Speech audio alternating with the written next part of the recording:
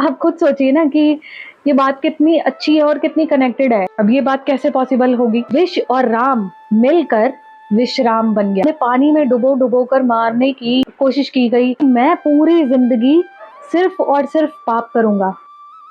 Hare Krishna. Offering to Krishna में आप सभी का स्वागत है। मैं हूं कविता।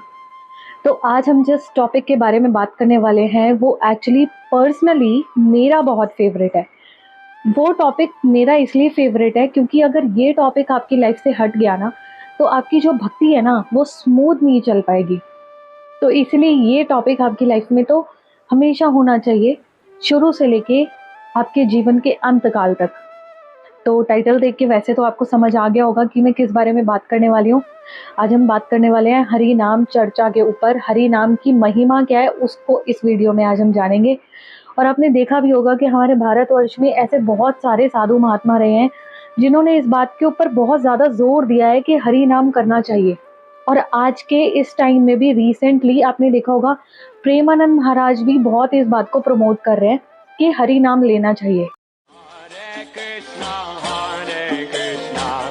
कृष्णा कृष्णा हरे हरे हरे राम राम राम हरे हरे। प्रभुपाद बताया करते थे अपने लेक्चर्स में कि हमारी जो भक्ति की प्रगति है ना वो हमारी नाम जप के ऊपर 99% टिकी हुई है।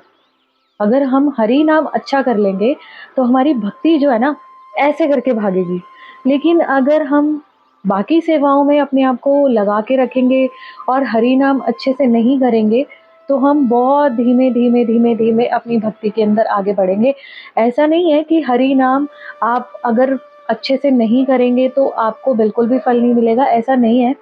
फल आपको ज़रूर मिलेगा, लेकिन जो फल हमें एग्जैक्टली चाहिए भक्ति करने से, जो हमें मिलना चाहिए था, जिसके लिए हम आए थे, वो हमें उस टाइम पर फल नहीं मिल पाता है अगर हम चैंटिंग अच्छे से ना करें, अगर हम जप माला अच्छे से ना करें। अब वीडियो को आगे बढ़ाते हुए इस बात को शास्त्रों के हिसाब से समझते हैं कि हमारे स्क्रिप्चर्स के अंदर क्या मेंशन्ड है हरि नाम को लेकर। तो पहले हम बात करेंगे हमारे शिव महापुराण के बारे में।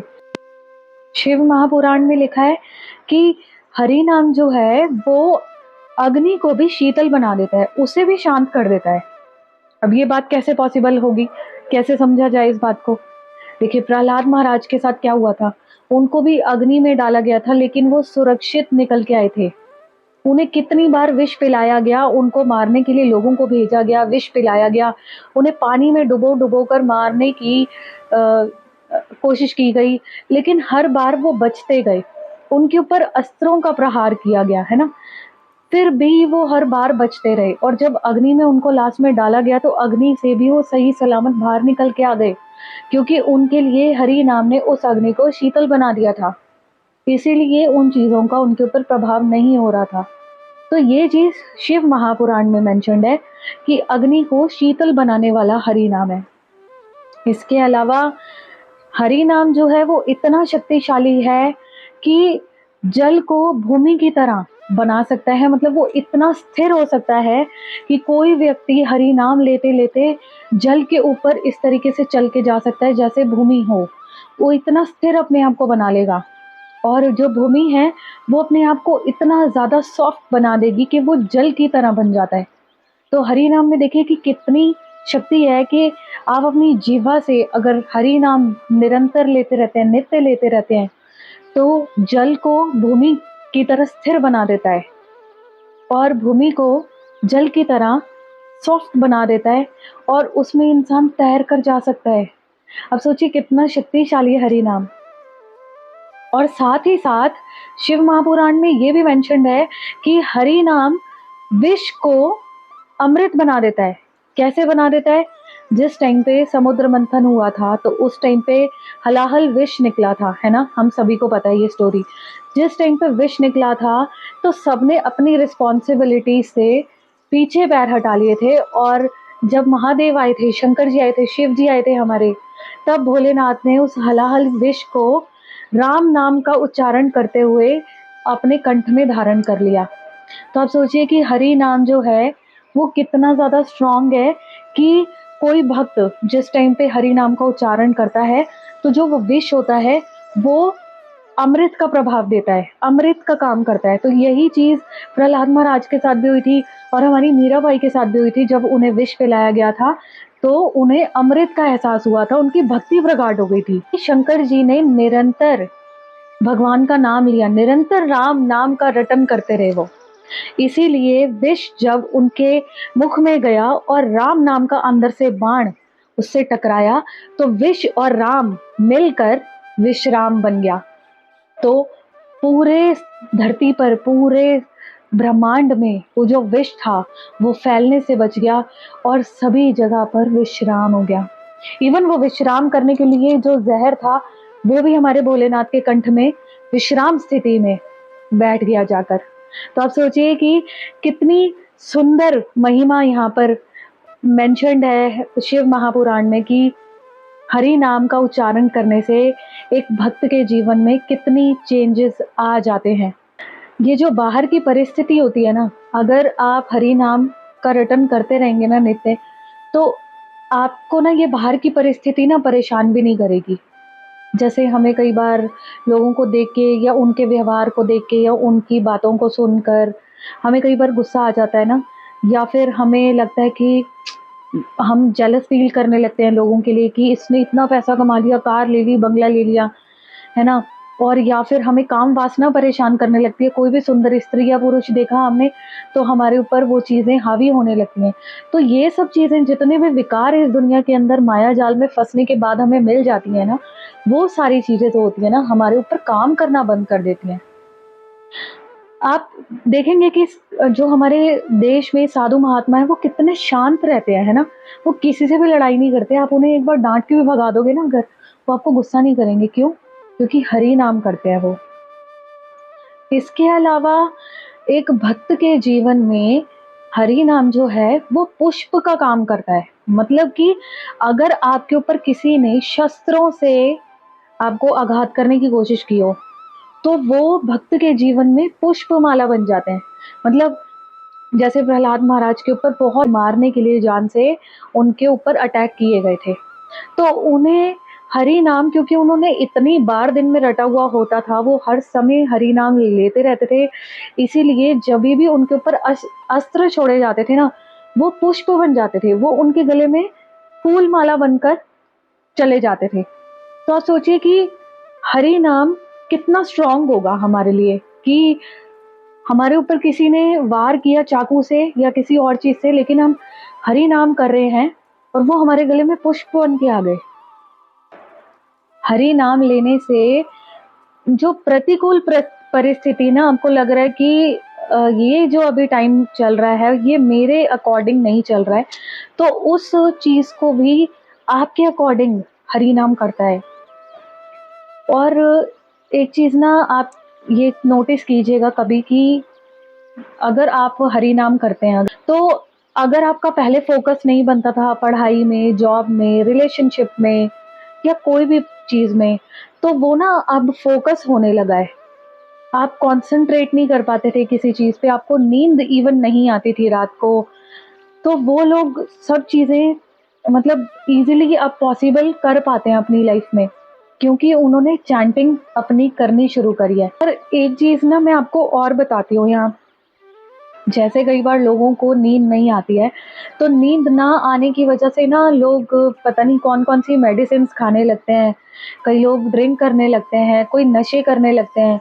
लेकिन अगर उन्होंने हरि नाम शुरू कर दिया है ना, तो उनको इन सब चीज़ों का सहारा लेने की ज़रूरत नहीं पड़ी है एक समय आने के बाद। और ये सिर्फ पॉसिबल हो पाता है हरि नाम की वजह से। अगर आप चैंटिंग अच्छी कर लेंगे ना, तो आपकी बहुत सारी चीज़ें, प्रॉब्लम सॉल्व होने लग जाती हैं लाइफ में। चलिए अब दूसरा एग्जाम्पल ले लेते हैं।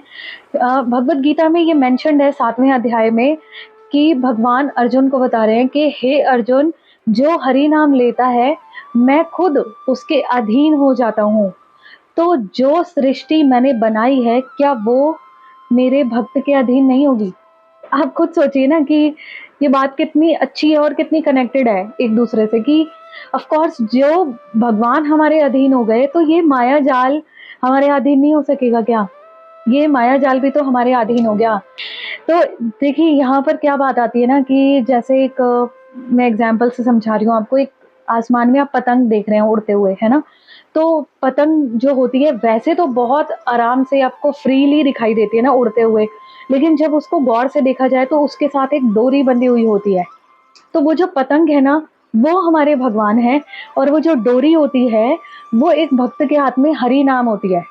तो जब हरि नाम इंसान अपना स्ट्रॉन्ग कर लेता है ना, तो वो जो भगवान की डोरी होती है ना, वो भक्त के हाथ में आ जाती है। यहाँ पे ना एक बात और देखने के लिए आती है कि जब एक व्यक्ति हरि नाम लेने लगता है, तो हरि नाम लेते समय ना वो इंसान धीरे-धीरे समय के अकॉर्डिंग एक संत बन जाता है ना? तो जब संत बन जाता है एक व्यक्ति और भगवान का नाम कंटिन्यू ले रहा है, तो वो धीरे-धीरे व्यक्ति संत बन के भगवान की तरफ आता है, और जो भगवान होते हैं वो आकर्षित होकर अपने भक्त की तरफ खींचे चले आते हैं। तो ये जो संत या व्यक्ति या एक जीव आत्मा का जो मिलन भगवान के साथ होता है, वो पॉसिबल हो पाता है केवल और केवल हरि नाम के साथ। तो सोचिए कि हरि नाम भक्त और भगवान का मिलन करवाता है, एक व्यक्ति को संत बनाता है और भगवान को अपनी भगवत्ता भूलने के लिए मजबूर कर देता है। तो कितना स्ट्रॉन्ग है, कितना शक्तिशाली है ये हरि नाम, जो हमारे जीवन में इस कलयुग में हमें मिला हुआ है। एक बहुत ही सुंदर लीला का वर्णन है हमारे शास्त्रों में कि धन्वंतरी जी जब समुद्र मंथन की लीला होती है, तो उस टाइम कहते हैं कि मैं वैद्यों में सर्वश्रेष्ठ वैद्य हूँ। इसलिए तुमसे कहता हूँ कि हरि नाम करने से तुम्हारे सभी रोग नष्ट हो जाएँगे। मतलब अगर आपको कोई भी कष्ट हुआ है, कोई भी रोग अगर आपको घेर चुका है, तो आप हरि नाम करेंगे, तो आपका हरि नाम करने से वो रोग चला जाएगा। और जहाँ तक मुझे ये बात लगती है ना, ये बात बिल्कुल सही भी है, क्योंकि आपने देखा होगा कि जिस भाव से एक व्यक्ति अस्पताल में अपनों के लिए या अपने लिए भगवान से प्रार्थना करता है ना, उतनी अच्छी भावना से या उतने शुद्ध भाव से एक व्यक्ति मंदिरों में जाकर भगवान की पूजा अर्चना या उनसे अपनी भावना व्यक्त नहीं करता है। एक बात ना मैं आपको पर्सनली भी इस बात से रिलेटेड बताती हूँ कि मैंने बहुत सारे ऐसे डिवोटीज़ देखे हैं कि अगर आपके घर में कुछ भी प्रॉब्लम हो गई है ना, आपकी लाइफ में कुछ भी प्रॉब्लम चल रही है, तो हम जनरली भी अपने जानने वाले लोगों से बोलते हैं कि मेरे लिए ना प्लीज़ प्रे कीजिएगा कि भगवान हमारी लाइफ में सब ठीक कर दे, है ना? हम लोग भी किसी को अगर कष्ट में देखते हैं, तो हम लोग भी ऐसा बोलते हैं कि हम आपके लिए प्रे करेंगे कि आपकी लाइफ में जो भी प्रॉब्लम्स है वो सॉर्ट हो जाएँ। क्यों बोलते हैं हम ये बात? मतलब अगर हमें रियलाइज़ हो रहा है या नहीं हो रहा है, बट हम कहीं न कहीं अपनी लाइफ़ को रिलेट कर पाते हैं भगवान के नाम के साथ, हम कनेक्टेड होते हैं ऑलरेडी। हमें इस बात का डायरेक्टली चाहे इनडायरेक्टली अंदाज़ा होता है कि भगवान का नाम लेने से किसी की लाइफ़ में प्रॉब्लम सॉल्व हो सकती है। अब इस बात को यहाँ पर इस बात को ध्यान में रखिएगा, हम सभी इस बात को ध्यान में रखेंगे कि भगवान का नाम लेने से हमारी लाइफ में प्रॉब्लम्स एक्चुअली खत्म होने लगती हैं, और ये बात हमें पता थी लेकिन शायद रियलाइज नहीं हो रहा था हमें। तो अब इस बात को हम कहीं ना कहीं रियलाइज कर पाएंगे, इस बात को समझ पाएंगे कि एक्चुअली भगवान का नाम हमारे लिए काम करता है। गौड़िया मठ के जो हमारे श्रीला सरस्वती ठाकुर जी महाराज हैं, वो भी इस बात को एक्चुअली क्या होता था, मैं आपको एक बात बताती हूँ कि उस टाइम पे ना गौड़िया मठ में 64 राउंड करने होते थे। 64 राउंड्स एक दिन के अंदर करने होते थे हर एक व्यक्ति को। अभी तो प्रभुपाद की बहुत कृपा है हमारे ऊपर कि हमें 16 राउंड ही करने होते हैं और उसी में ही हमारे पसीने छूट जाते हैं। लेकिन उस टाइम पे व्यक्ति जो जपमाला करते थे वो 64 राउंड किया करते थे, और जो लोग 64 राउंड नहीं कर पाते थे, तो गौड़िया मठ में उन लोगों को एक टाइम का प्रसाद दिया जाता था पाने के लिए। अब ऐसा क्यों होता था? क्योंकि एक्चुअली क्या होता था कि गौड़िया मठ में ना इतने सारे लोग दान दक्षिणा देने के लिए आया करते थे कि वो किस तरीके की अर्निंग्स है, किसने कैसा पाप कर्म कमा कर आपके लिए वो पैसा दान दक्षिणा में दे दिया है, वो पता नहीं लगता था। तो जो वो अर्निंग होती थी उससे प्रसाद बनाया जाता था, और जब वो प्रसाद अगर कोई भक्त खा ले जो कि 64 राउंड नहीं कर रहा है, उस टाइम पर नहीं करता था, तो वो पाप कर्म जो होते थे, वो एक प्रसाद के रूप में एक व्यक्ति के अंदर चले जाएँगे। तो उसको रोग हो सकता है, उसके अंदर उसका जो माइंड है वो जो कॉन्शसनेस उसे एक भक्ति करने के लिए चाहिए, वो नहीं मिलेगी। तो ऐसे में जो 64 राउंड नहीं करते थे, 64 राउंड्स जो लोग नहीं करते थे ना, उन लोगों को सरस्वती ठाकुर महाराज मना करते थे कि आप दिन में एक ही बार प्रसाद पाएँगे। क्योंकि जितना भी अ मतलब जैसे मैंने अभी आपको बताया था कि जब आपके जीवा से राम नाम का बाण निकलता है और अगर बाहर की परिस्थिति का विष जाता है तो विष और राम मिलकर विश्राम बन जाता है। तो यहाँ पे ना मैं एक चीज़ आपको और बताती हूँ कि धन्वंतरी जी क्या कहते हैं कि ये जो विकार इंसान के अंदर आ गए, काम, क्रोध, लोभ, मोह, मद, मत्सर्य, अगर ये सब खत्म हो सकते हैं, तो क्या भौतिक दृष्टि से जो उसको रोग मिल रहे हैं, क्या वो रोग खत्म नहीं हो पाएँगे? श्रीमद् भागवत का ये वर्णन है कि शुचि होए मुचि होए यदि कृष्ण तजे, मुचि होए शुचि होए यदि कृष्ण भजे। अब इस बात का क्या मतलब है? इस बात का मतलब है कि अगर कोई दुनिया का सर्वश्रेष्ठ ब्राह्मण भी हो और वो अपनी जीवा से हरि नाम नहीं ले रहा है, भगवान के नाम का उच्चारण नहीं कर रहा है, तो वो एक मोची के समान माना जाता है। उस जीव आत्मा का उद्धार नहीं हो सकता है। लेकिन यदि कोई व्यक्ति मोची है और वो भगवान का नाम निरंतर रटता रहता है, तो वो एक सर्वश्रेष्ठ ब्राह्मण के रूप में पूरे संसार में जाना जाता है। शास्त्रों में ये बताया गया है कि आपके जीवन में कितने भी कलह, संकट आए हों, रोग आया हो, वो सभी नष्ट हो सकते हैं हरि नाम से। और ये कलयुग की सबसे ज़्यादा महत्ता है कि केवल हरि नाम अपनी जिह्वा से निरंतर लेने से ही मात्र एक व्यक्ति को सारी सिद्धियाँ प्राप्त हो जाती हैं, पाप कर्म नष्ट हो जाते हैं। हमने कितने भी पिछले जन्मों में पाप कर्म अगर करे होंगे ना, वो सारे नष्ट हो जाएँगे और हमारे पाप करने की जो प्रवृत्ति थी, वो भी नष्ट हो जाएगी। मतलब हम आगे पाप करेंगे ही नहीं, होगा ही नहीं पाप हमसे, क्योंकि वो बीज जो था ना, वो जड़ से उखड़ के निकल जाएगा हमारे जीवन से और हम पाप कर्म नहीं करेंगे। हमने चोरी की हो, हमने धोखा की दिया हो किसी के साथ, हमने कुछ भी अपनी लाइफ में किया हो, लेकिन केवल हरि नाम करने से हमारी वो सारी चीज़ें सॉल्व हो सकती हैं, हमें सब चीज़ों की माफ़ी मिल सकती है। जो हमारे सारे शास्त्र हैं, वेद हैं, इन सभी का केवल एक ही सार है और वो है हरि नाम करना। मतलब अगर आपने सोचा कि मैं सारे शास्त्र पढ़ लूँ और मुझे भगवत प्राप्ति हो जाए, नहीं हो पाएगी। आपको हरि नाम करना ही होगा। हरि नाम से ही केवल एक बद्ध आत्मा, एक बद्ध जीवात्मा का उद्धार हो सकता है। अगर आप ये सोचें कि मुझे क्वालिफ़िकेशन की ज़रूरत पड़ेगी, आप पहले अपने आप को प्योर कर लें, फिर हरि नाम करेंगे, नहीं हो पाएगा। आपको किसी क्वालिफ़िकेशन की ज़रूरत नहीं है, आपको कुछ भी सोचने की ज़रूरत नहीं है। आप जहाँ भी बैठे हैं, जिस भी अवस्था में बैठे हैं, बस भगवान का नाम उच्चारण करना शुरू कर दीजिए और निरंतर भगवान का नाम जपिए। इस्कॉन में ये बताया भी जाता है कि जो हम 16 राउंड करते हैं, वो हमारी हर दिन में साँस जितनी भी हम लेते हैं ना, वो सारी भगवान के नाम पर समर्पित कर दी जाती है, इसीलिए 16 राउंड भी किए जाते हैं। ये ना एक तरीके की भगवान के साथ गेम है कि भगवान ने हमें ये बोला था कि मैं तुम्हें श्वास दे देता हूँ, तुम उसके अंदर हरि नाम भर-भर के मुझे वापस लौटा देना।